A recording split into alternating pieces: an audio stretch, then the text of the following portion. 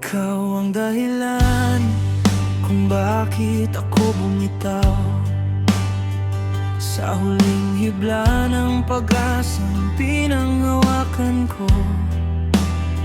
Tahimik kong binitawan, walang sigaw, walang laban. Pagod na ang pusong matagal ng sugatan. Akala ko'y doon ako babagsak, sa puntong wala ka na sa aking landas.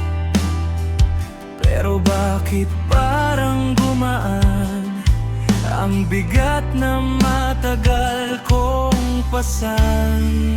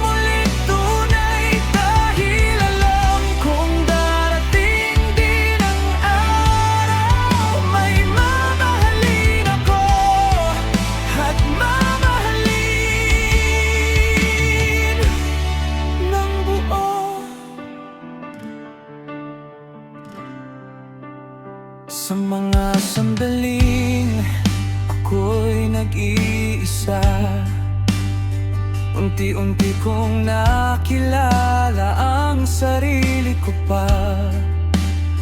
Hindi pala ako mahina kung wala ka, mas buo pa pala ako kapag nag-iisa. Hindi na